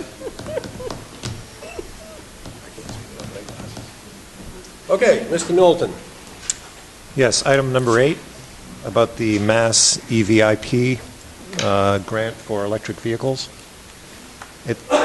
I'm all for grants, but it just seems like $5,000 to $7,000 toward an electric vehicle doesn't really cover the cost difference between an electric and a traditional vehicle. So I'm wondering what, the point of going for that would be. Can't see it. I agree. I don't think that's enough to incent you to purchase electric vehicles at this point. Anything else? No. No? Mr. Crowley? Number 3, from DEP, the grant opportunity for a host community for our municipal assistant coordinator. I'd be interested in looking more closely at that. Yeah, we've. I'm not sure if we'd be out, isn't DEP just down the road in Lakeville? Yeah, but for some reason, they don't have any space down there. And actually, I heard about this through Randy a couple of weeks ago. I just don't know where we could accommodate her. We don't have I figured if we had extra space. If we did, I'd be happy to offer it up, but I just don't know if we have appropriate space. Yep. Neither building has any empty rooms that I can think of, other than meeting space, which is what we need. All right. Let me see. Number 6, the City of New Bedford, the proposed 40B housing on Marion Road in Middleborough. Mr. Chairman, if I may, I think I have to interrupt here. I'd like to disclose at this point that prior to being elected as selectman, I was extremely active in a group that was opposing this development. Since I have been elected, I have notified the group, and I have no involvement with them. And if this matter comes before the board, I think I need to recuse myself from any discussion of it. Very good. Would you like me to leave now? No. I can, seriously. We're not taking I'm a not saying vote. that to be, okay. No. If we have a discussion about this, I wouldn't participate if I were you, but. I don't have any intention to. Go right ahead.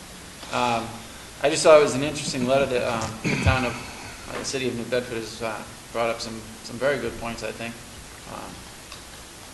I've been kind of watching this from afar. It hasn't come before the board, but it is something to take notice of, and I'll continue to keep an eye on it. But like I said, the city of New Bedford has brought up some very interesting points regarding this, so just something to be aware of.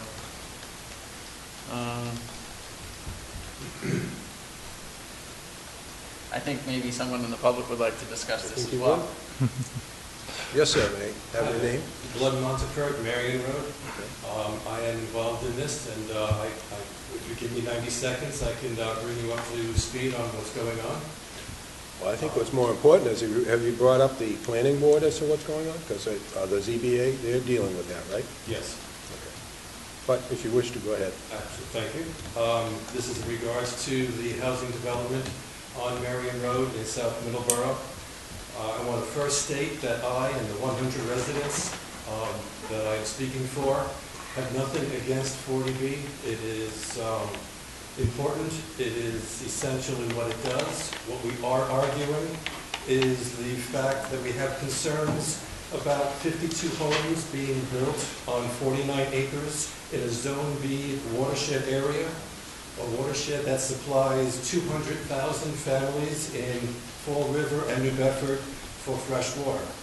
Our concerns are the 52 septics and the added pesticides that may be flowing into tributary streams that flows into Blackbrook, which then would flow into, I can do this, Azuwampasat complex. Also, I wanted to bring up that another concern is that the development would be uphill to some homes that flooded in 2010, where FEMA had to actually come in. They were under 3 feet of water, so it's already a delicate area, and by building more homes there, we are expecting to see more damage done. There's also concerns about the vernal pools that are in that 49 acre, and it's home to the red-bellied cooter turtles, box turtle, the blue-spotted salamander. There are bald eagles now coming back to the Middleborough area. There's 2 particular families with all this construction and with that area of open land where they have been seen. We're afraid that they're going to be leaving. There's also nearby wells in that area that run dry in the summertime. With the added 52 wells, how is that going to impact those wells and the rest of the neighborhood? And there are state studies that Marion Road is too narrow for any added traffic. So with those issues, on top of the issues that Middleborough has sent into the state, on top of the issues that New Bedford had sent into the state, we're worried. We're very interested, we want to follow, and we're presenting all that information to as many boards as possible. Thank you. Thank you. Thank you. Mr. Chair? Yes. Number 9, from mountgrace.org, which is the Open Space Conference on June 8th. It's, here we go.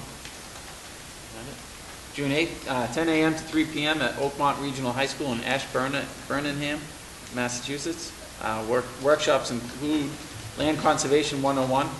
This one's interesting. Starting a Trails Subcommittee, Municipal Land Stewardship, Volunteer Recruitment, Engaging Landowners in Conservation, Bringing CPA to your town, we have that, Rewriting your town's open space plan, and more.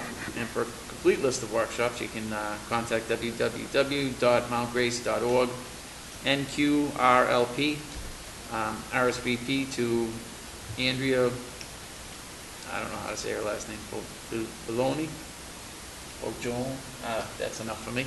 978-248-2055, extension 21, or conservation, AmeriCorps at mountgrace.org. Middleborough has an open space plan. I think they're working on revamping it, and it's extremely important because it gives us a lot of opportunities to apply for grants to conserve our open space. And if anyone's interested, I would encourage them to go. And there's some more.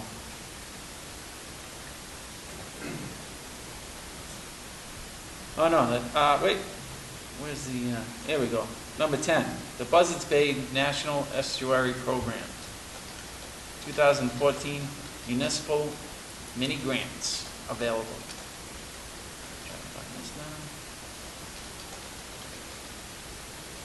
now. You know, I looked at that map, and We're it in it. looks like... Just a small part. Yeah, the Wee Wee Antic is part of the Buzzards Bay watershed. But most of the mini grants reference shell beds, shellfish beds. Well, there's a bunch of them. Right.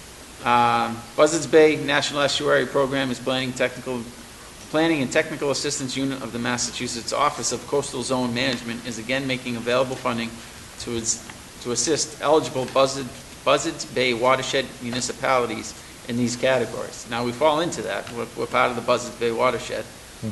Stormwater remediation is always important. But that also says, in my reading of it, it says the stormwater discharge to shellfish areas.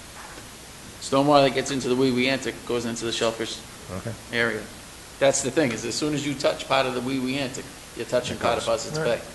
So, implementation, so there's a bunch of things. The one thing that caught my mind, and to John's point, we may not be eligible for this part of it, the migratory fish passage, because the Taunton's actually part of Mountain Hope Bay.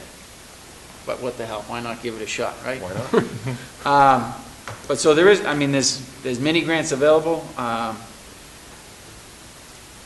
If any of the boards, the Conservation and Public Works, Planning Boards, or us, the Board of Health, has any interest in these, I think it would be prudent to at least look into it.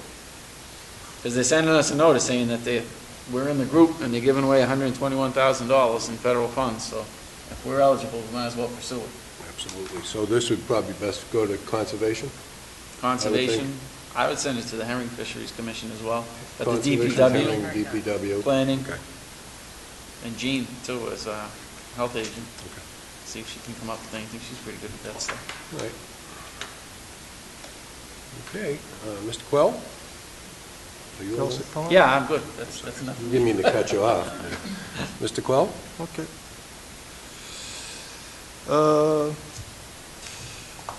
Well, let's see, what's left? Number 12. I think, Alan, you probably recall this. Yeah. For the new board members, this is kind of an unusual situation of right at the Carver-Middleborough line. On one side, on Carver side, you have a cranberry bog, and on the other side of the town line, you have a bunch of Middleborough residents living in affordable housing. So, as we can see, Carver has this particular piece of property zoned agriculture and residential. And the owner of the cranberry bog has decided to basically turn his cranberry bog into a solar farm. And there's a lot of concern with the residents, the Middleborough residents, just over the line on our side. So they've been doing a lot of work going to these different committees within Carver, just in a listening mode, obviously, because they're not citizens of Carver. And apparently they've gotten some traction because the building commissioner has issued a cease and desist order because of the way it's zoned, residential and agricultural. And I side with our Middleborough residents, only I'm not against renewable energy. I'm not against solar or anything of that nature. The problem I had was that this individual is taking the energy generated by these solar panels and selling it for profit, his own profit. That to me is a commercial venture. No matter what the source of it is, it's a commercial venture. And it's a dicey issue because I know that there are some legislations that have come down recently about these types of energy-generating apparatuses, such as windmills and solar panels, that are raising some concern, because there does seem to be a few loopholes that you can jump through as far as zoning that wouldn't be affordable to you, or afforded to you, if it was something else other than that. So there is a hearing on Thursday, May 23rd. I'm sure all these individuals will be there. I was approached by one of these residents asking if I would be there. I said I would try to if I can, but I've made it clear that I'm simply there as another private citizen of Middleborough and will not be addressing them in any manner whatsoever, not even as a private citizen. So anybody else wants to join me, feel free. Thank you, Mr. Chairman. Number 7, about the cross. I know you've heard about this a lot. Never heard about it? No. Some people obviously have a legitimate concern about this. First of all, I'd like that we would acknowledge that we did get this letter. Okay. How active are the Kiwanis? I mean, are they still maintaining that? Are they still, they're an active group here in town? I think the whole question is, obviously, with that it's on public land. It's on state land. On state land and town land, which is public land. Right. Let them sue the state. Right. We could open, I mean, this could be a lawsuit. We need to see what we can work out. No? Well, we need to see what we can work out, I think, to try to come up with a solution where it is on private land and not public land. I know it's been going on for a while. You've probably explored every avenue. I'm a new set of eyes. I had to bring it up. Thank you. Before we go to, anything else? No. Before we adjourn, we must go back to new business. I was neglectful in... Oh, we didn't do that? Huh? Did we not do that? We did not do that. I'm sorry. No, I was going to do it unanticipated, and I didn't moved catch it down, and then I just ignored it. So, thank you. We have from the Old Colony Planning Council, Region 4A, Area Agency on Aging in Brockton, a pre-application for federal fiscal year 2014-2015 Title III funding. And this funding, the application agency is Leonard E. Simmons Senior Multi-Service Center, Council on Aging. The grant is, the total program funding is $150,000. The amount of Title III funding requested is $3,000. Amount of matching share provided is $2,250. Correct. This is a grant that funds scholarships for the adult day program. Okay. We get them every year. This year they asked for a selectman to sign it before it goes into the state, so, okay, or into the Old County Planning Council. Okay. You need a motion to sign. So move. Second. Okay. Any questions, comments? All those in favor? Aye. All those opposed? Ayes have it. Okay. Entertain a motion to adjourn? Motion. Second. Okay, all those in favor?